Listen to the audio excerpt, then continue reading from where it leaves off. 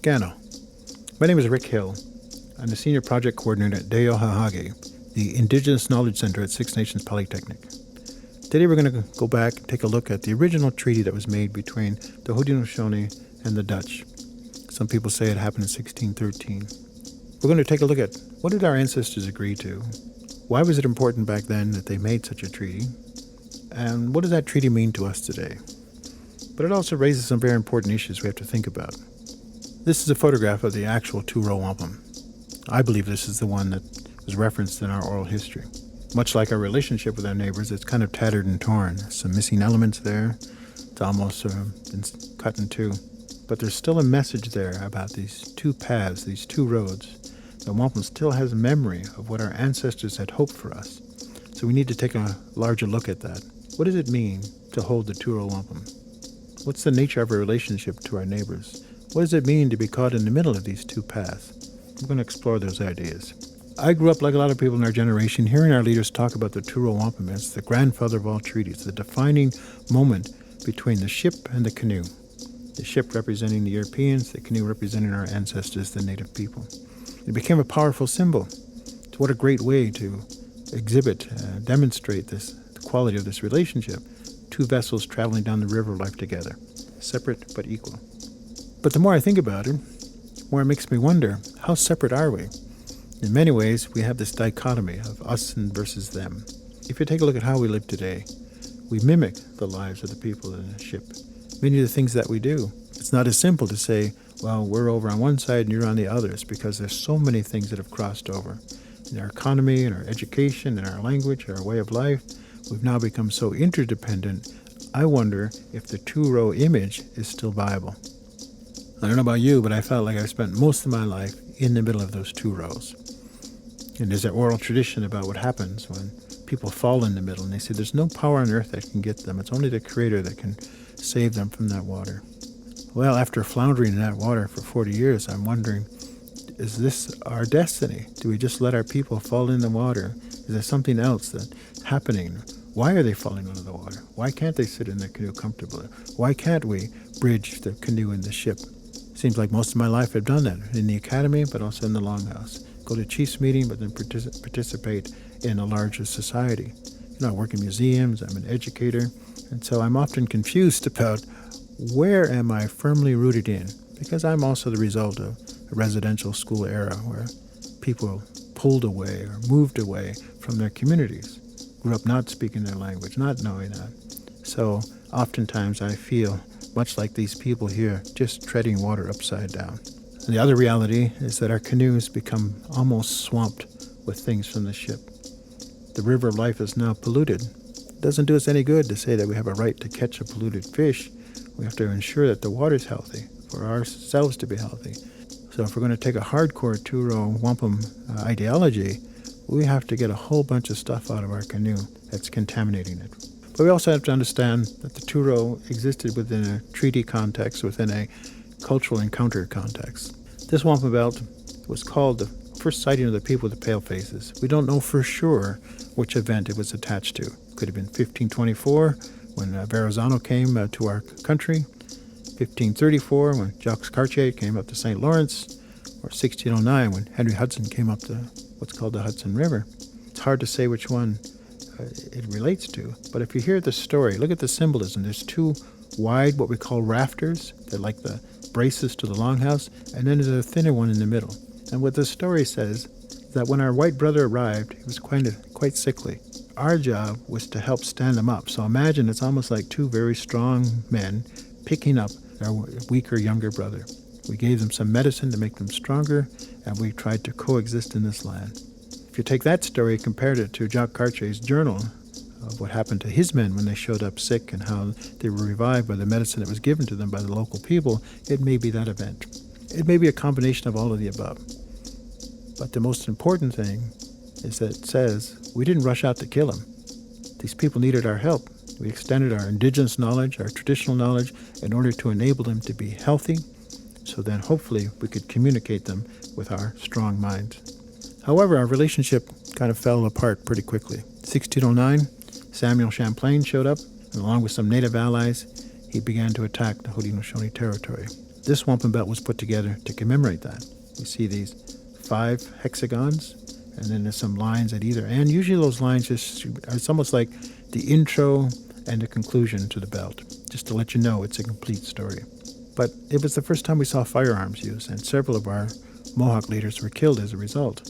And it created great antagonism, great fear between the Haudenosaunee and the French. We began to fight with our neighbors again when the Great Law was supposed to put fighting to an end. This is the drawing that Champlain did, showing his attacking of the Mohawks in 1609. You can see the circular fort of their village, and we can see the French with their firearms. It's hard to imagine how powerful a moment that must have been, to hear these great thundersticks blast and to see this flash of light and smoke, and all of a sudden see the people next to you fall over with these big gaping wounds. For people who lived probably 100 years in peace, this was a very defining moment. We had to make up our mind, are we going to make war or are we going to make peace? This wampum belt talks about a treaty that was made between the Hurons, the Wyandots, and the Haudenosaunee in 1612. They said the treaty was made up in the headwaters of the Ottawa River. However, quickly the Hurons and Champlain turned on that and began to attack the Haudenosaunee. And they attacked some villages down in Onondaga country, came through Oneida country on their way there. So treaties were made, treaties were broken, but because of the instigation of the French, we began to be very distrustful of them. What I'm going to share with you is the oral history of the Torah Wampum that really hasn't been well known. We have the internet version of the Toro, and it condenses everything down into very simplistic references. But there's actually quite a complex story, quite a long oral history attached to that. I learned that from this fellow here, Jake Thomas. He had learned it from his father, and then his father learned it from his father. And it was recorded in this manuscript called The Fire, the Path, and the Chain. And it was translated and retranslated by Michael Foster, a linguist, using the help of Lorna Hill and a few other Cayuga speakers. And so this is the story. This is the real story of the Torah Wampum that we need to understand.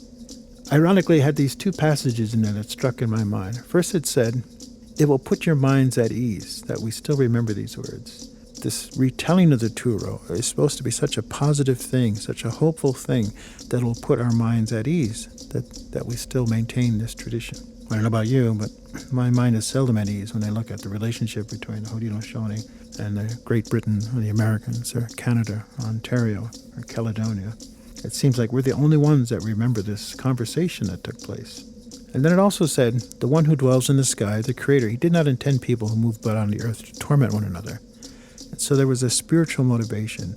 War made the Creator unhappy, so he sent down into the minds of the people who made the Toro, make peace, call upon this great tradition of good-mindedness to restore sanity to our world. And the Dutch arrived in their huge ships. It must have been amazing to our people to see these things. It's almost, some people describe it as a cloud floating on the water with their big white sails, shipped larger than anything we'd seen before, just full of people. It's almost like a floating house. It was also amazing to them to see us, the people of the Longhouse, living in organized villages, having this form of governance, but also interested in engaging with them. We wanted to make peace with the Dutch because we got stung by the war with the French. So the oral history says that the whole purpose of here was to form a friendship with these newcomers.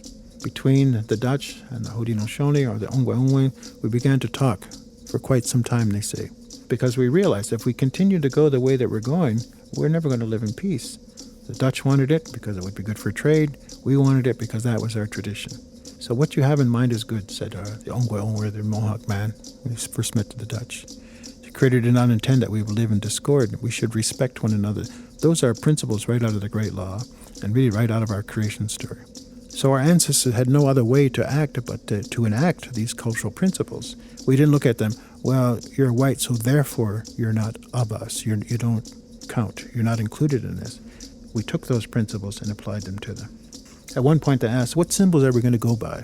They said, first, we're going to greet our friendship and love, as the Creator intended. Friendship and love. Well, I know we haven't been feeling a lot of that with our neighbors, but that's the intention of the Toro. Because if we have those things, we will then have peace between our people. It's going to be symbolized by the earth and the Creator's creation and its happenings. First, this was a little mystifying to me. So what are they talking about? But you've heard that phrase, as long as the sun rises, as long as the water runs downhill, as long as the grass turns green, as long as nature continues its cycle, the humans should continue to renew their peace with one another. Second, we're going to take each other by the hand, hold each other by the arm. This, again, is right out of the Great Law, this symbol of unity.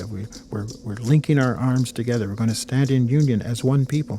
So we're going to seal the matter by taking each other by the hand. So holding hands or shaking hands becomes a very powerful metaphor to our people. And we will remain brothers for as long as the earth lasts. Now, in council and diplomatic language, it's all about brothers or brethren. Within our society, we know we have a matriarchal-based society. But what this means is the diplomacy. We're supposed to treat each other as if we're brothers or if we're members of the one family. We will smoke the sacred tobacco that the Creator made for us and pass the pipe around so that the smoke will rise and pierce the sky. This is a very common tradition of the Haudenosaunee. Burning original tobacco sanctifies the event. This is why old people used to say treaties were a sacred matter. Well, I read all of the treaties, and I didn't see a whole lot of sacred language in there, but this is what they meant. We're doing this because the Creator intends us to do it. He wants to see peace prevail, and so that when we come to one mind and perpetuate the peace, it's a great thing. And then we send that smoke up to Him to confirm that. Look what the people have done. And when it carries that message of hope, it makes the Creator feel good. So He is the one who's bearing witness to the agreement. Okay, you don't see a signature on the agreement, but it wouldn't happen if He didn't use His mind to reinforce our good mind. So the symbol of the Toro, these two paths, is very important. We've now laid our vessels out parallel to each other, and so too will be with our beliefs. So what they did is they said they took all their authorities, their beliefs, their laws, their tradition, and dropped them into the appropriate vessel. The Dutch put theirs in the ship, we put ours in the canoe. But that we're running parallel to one another. We don't have authority over each other's cultures. We're supposed to treat each other fairly, respect our differences, to coexist. But they also realized we had to link these vessels together so one wouldn't try to get ahead of the other. Now, some people say you're not supposed to steer each other's vessel, but when you link them together and they go down this river of life together, they're going to remain side by side. But the idea is that we're not going to bump into each other. So the Mohawk man said to the Dutchman, "We shall put these boats in the water. They shall always be parallel. As long as there's a Mother Earth, this will be everlasting." To remain parallel, we recognize that they're here. We recognize that we're going to be attached to them. In fact, at one point they said, from this day forward, their children in the canoe are going to be related to children in the ship. The grandchildren of the canoe are going to be related to the grandchildren in the ship. And boy, that sure have come true. We, in many ways, have become one people. So there's a long history, a long historical drama that took place when the Dutch arrived. And there's a lot of contested history as to what took place. Some scholars don't believe that the 1613 date is valid. But we know for sure the Dutch were here, 1611 to 14. A couple of the Dutch captains came up the Hudson River to present-day Albany in 1613 in order to establish some kind of trading relationship. And they also developed a map that was produced in 1614. On that map, we can see that they identified the Mohawks as Makwas, where they showed where their villages were, as compared to where their fort was on the river. A modern-day map shows the relative locations of the Mohawks and the Mohicans at this time, 1613. It really was Mohican Territory, where we probably met them, but we were used to going there for trade, and there was these great flint mines down there. The Mohawks were very versed in that landscape, plus that's our avenue down towards New Amsterdam, their village that they built on Manhattan. We had been interacting and trading with the Dutch in their locations. It was just in 1613 they come to our back door. But you have to ask with this first encounter, how much did we know about each other before we met? We were able to communicate? And why did we need to make this agreement in the first place? And ultimately, what did we agree to? And maybe I could add, and what that got to do with us today? All of these are great questions to contemplate. So the typical image of the Toro then, we have the Dutch ship on one side and the canoe of our ancestors on the other. We're traveling down this river of life together. We've got our vessels tied together. We're supposed to use our good mind to resolve any differences between us. In many ways, the original Toro was a trade agreement. They came here for trade, and they wanted to ensure that we'd have peaceful trade, that if they needed something from us, our help with food, we would provide that. So it's a mutual support treaty. What do we get out of it? Well, our ancestors got to kind of like these manufactured goods, cast iron kettle versus a ceramic pot. And because we knew the French had these weapons, they had swords, they had armor, they had muskets, they had pistols, they had a lot of things that could cause us damage.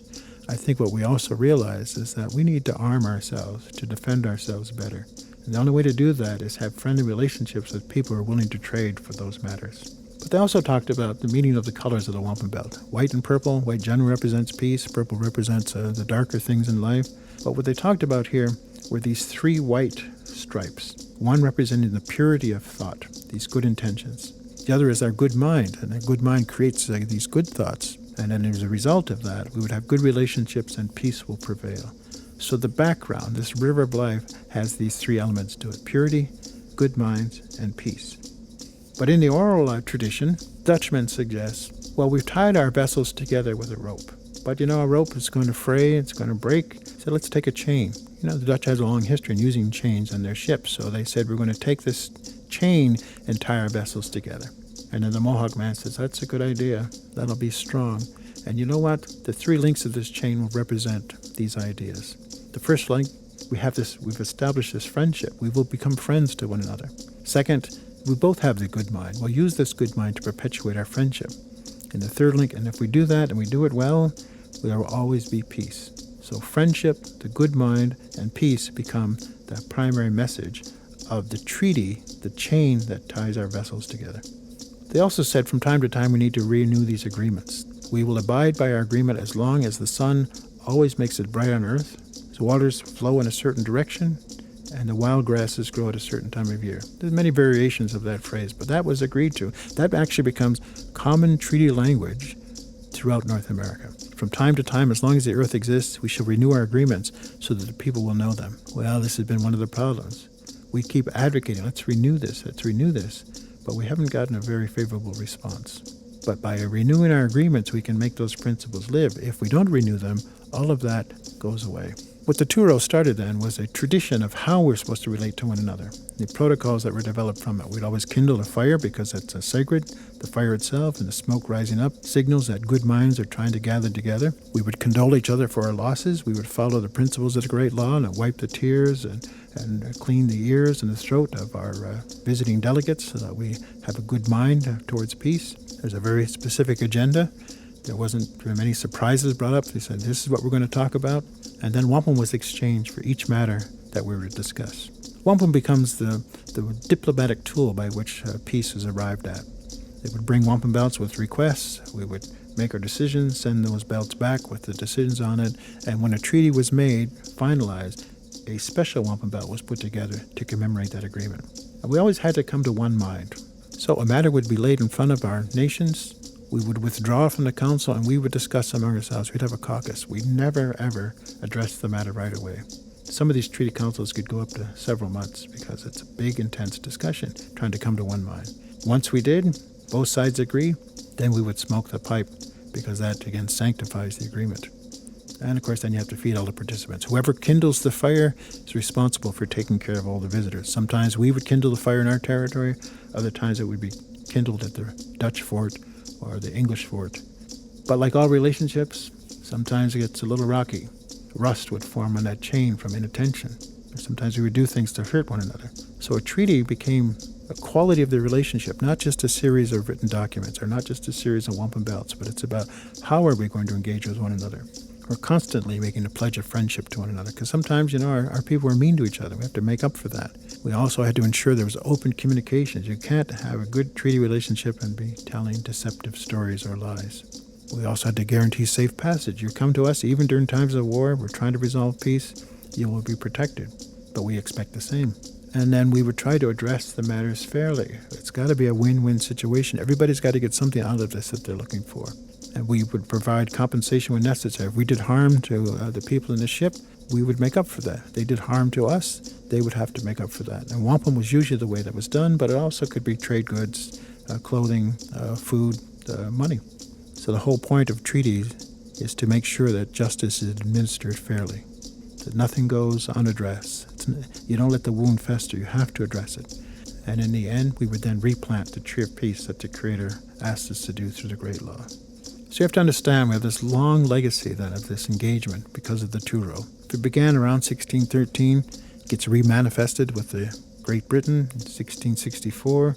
We have a whole series of treaties then of our relationship with them. We also have treaties with the United States in 1794. And after the War of 1812, Great Britain came back with a new pledge of the Crown and a wampum belt. So wampum, diplomacy, treaty making, all of that started with the Toro in terms of our engagement with the Europeans, and it continues to this very day. Their way of recording is to write things down in this sample of the 1701 Nanfan Treaty.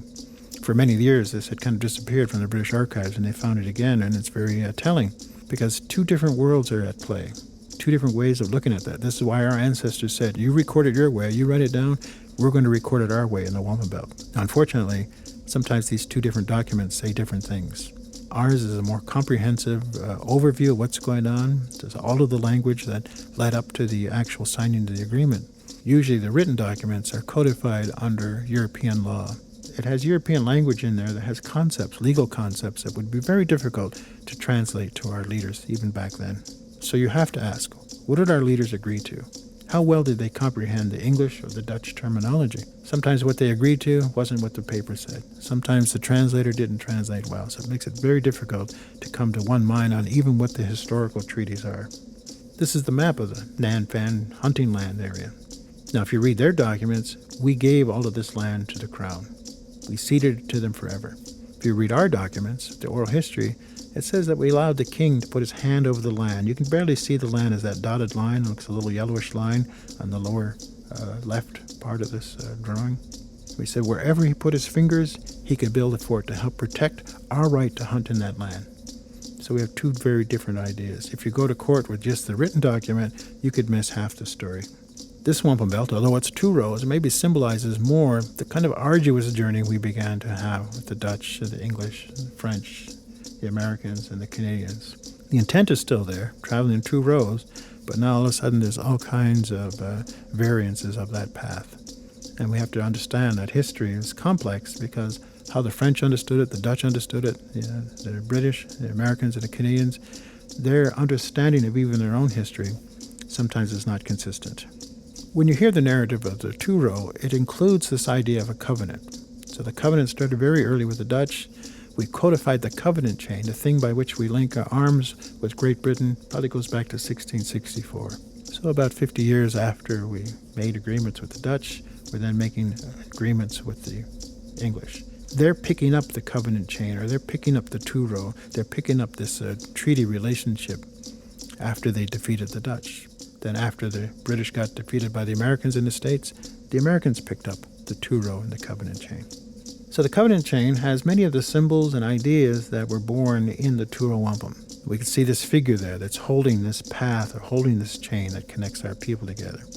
Our arms are linked now through this covenant chain, and that we protect our head and our heart and our relationship to one another. And by linking the arms, we become like one people. And then this path or this road that connects us is always open and protected so that we will keep peace alive. So that concept from the 2 row gets remanifested in the covenant chain. This is the personal seal of Sir William Johnson. He was the Superintendent of Indian Affairs, the Imperial Indian Agent. We can see one drawing shows him giving a peace medal to the native delegates. They gather at the council tree. There's a heart on the tree. There's a chain attached to both sides of that. We can see the council fire burning, the pipe laying on the ground to be smoked. And in this seal, we see the same thing. We see now the 6 nations' hands joining in the chain, along with the one hand with a cuff that represents the English. We can see then the pipe, the ever-growing tree, see the council fire with the smoke coming out of it, and we can see the ship in the canoe. My point here is that the British understood very well the concept of the 2 row. They understood the metaphors, they understood the meaning. You won't find a specific reference to the 2 row wampum in the British documents, but you will find that they did understand the oral history and the concepts behind it. Despite the 2 row and despite the covenant chain, our people have learned some hard lessons about treaty making. Joseph Brant, who was quite zealous in trying to maintain the treaty relationship with Great Britain, had this to say after the American Revolutionary War. The Mohawks have on all occasions shown their zeal and loyalty to the great king, yet they have been very badly treated by his people. Indeed, it is very hard when we have let the king's subject have so much of our land for so little value. We are tired out in making complaints and getting no redress. So it raises the question, what happens when your 2 row treaty partner fails to keep their side of the treaty? Well, then the covenant chain and the principles of the treaty become encrusted with rust, because it's as if all of the issues we have, there's no attention paid to them. There's no justice there.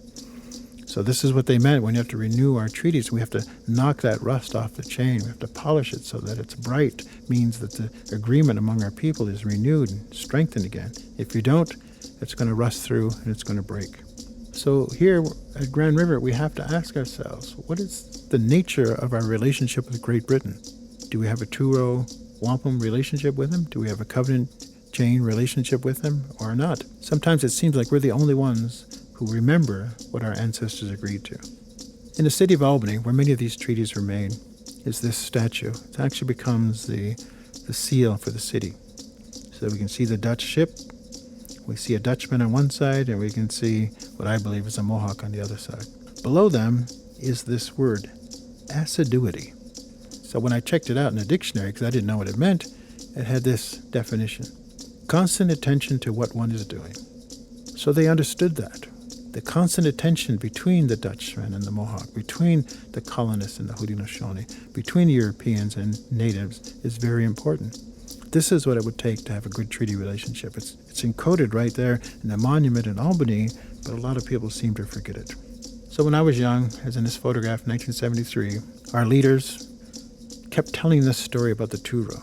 But all they had were these reproductions of the wampum belts, because most of the belts had been taken away by anthropologists and scholars and were in museum collections. And it was quite startling to me to realize this great history, this great story that these old men had in their head.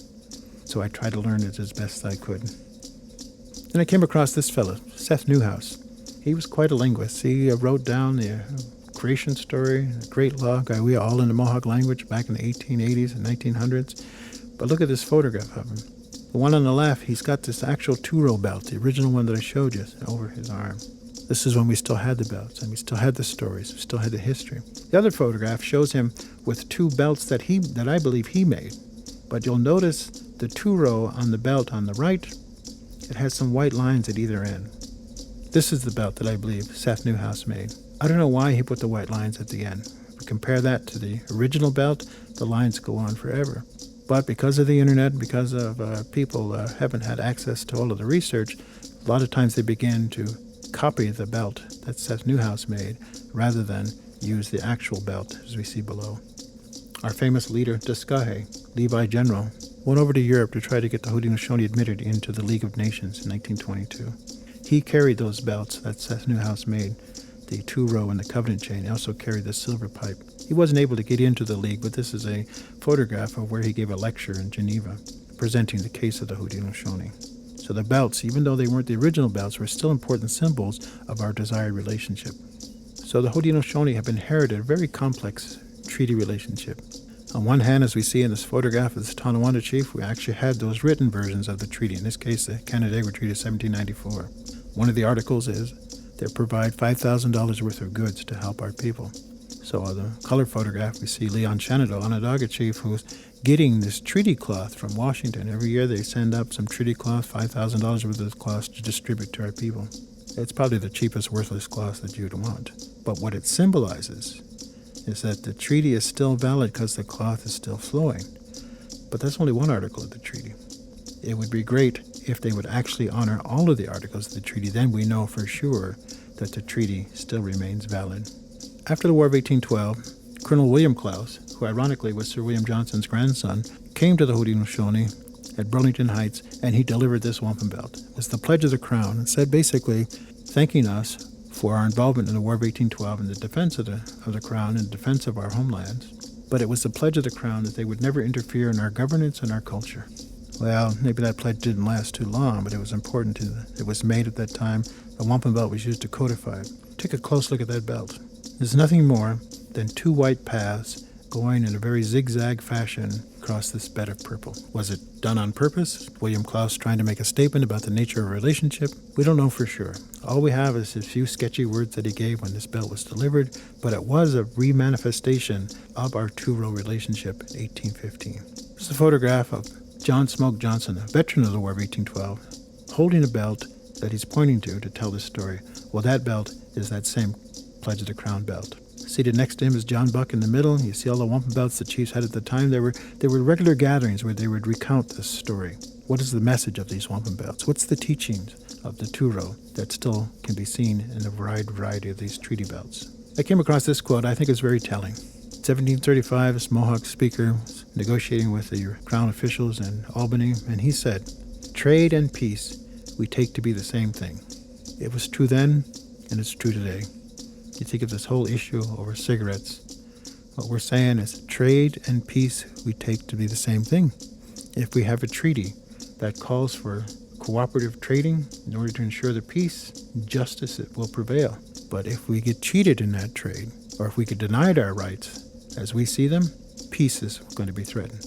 So maybe the Toro isn't manifested in our relationship today, but the concepts behind it are still what drive the Haudenosaunee. This is what other people need to understand. We understand our history. We know what's going on. We have our wampum belts. We know what takes place. And to us, many times, the written history verifies what we're saying. And no amount of pretending about whether the Toro is legitimate or not, or whether it's happened in 1613 or not, can deny this underlying principle.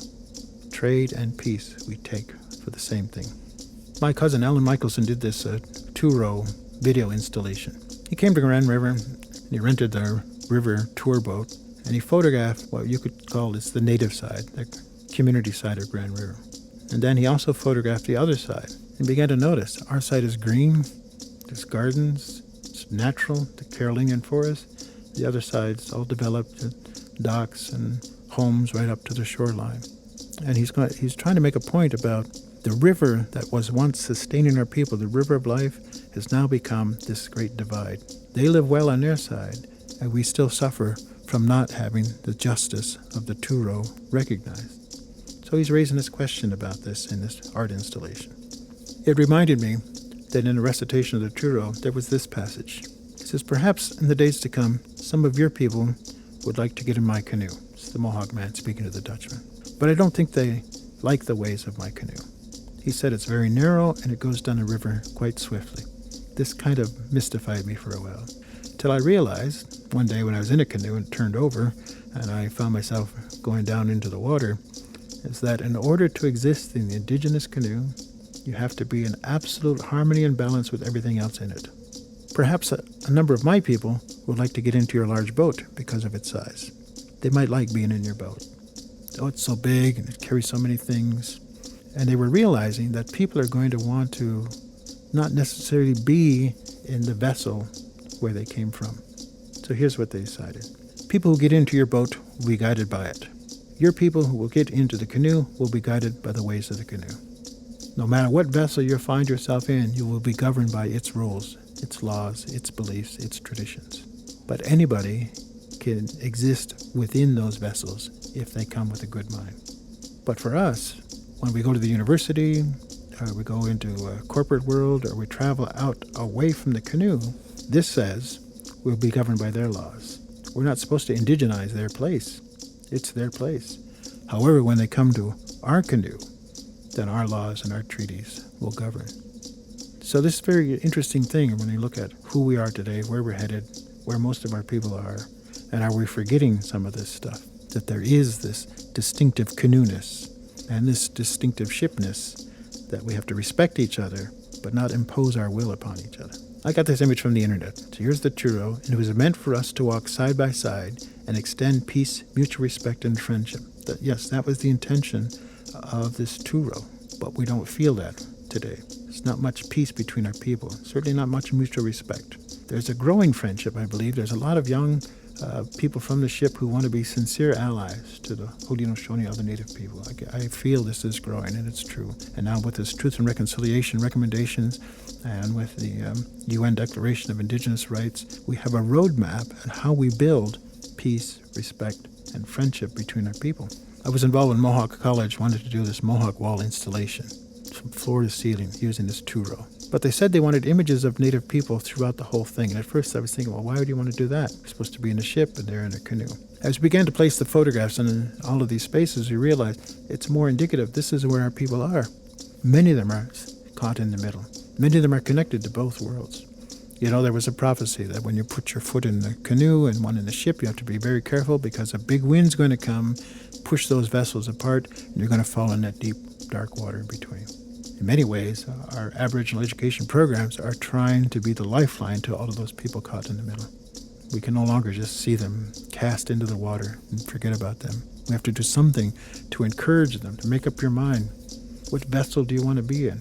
And this isn't about blood quantum, because the Toro says, whatever vessel you find yourself in, you'll abide by the rules of that vessel. Which to me means if the people without a clan, the non-native people, want to come and live well in the canoe, and they believe these things, they will be governed by our law of inclusion, of fairness, and respect. But instead, we seem to be applying some racist principles and some exclusionary ideas, and it seems like we want to cast people out of the canoe, people who can be an attribute to that indigenous way of life. And at the same time, we let a lot of our young people go over into the ship without a safety line. So we have to really rethink that space between these two rows. What are the possibilities for that? What do we do about the people in the middle? What do we do about the quality of life within the canoe? What do we do when the ship begins to impact on the quality of our life? So the story of the Toro is not over. Yes, it was made a long time ago. Yes, the world was very different than it is today. But it seems to me it gave us some principles, some things to think about what kind of people we want to be in the future, and how we have to work hard to ensure that our canoe will continue to flow in healthy waters, full of healthy, vibrant people who believe in one thing most of all, that peace is the most important way for humans to exist in this world. Donitu.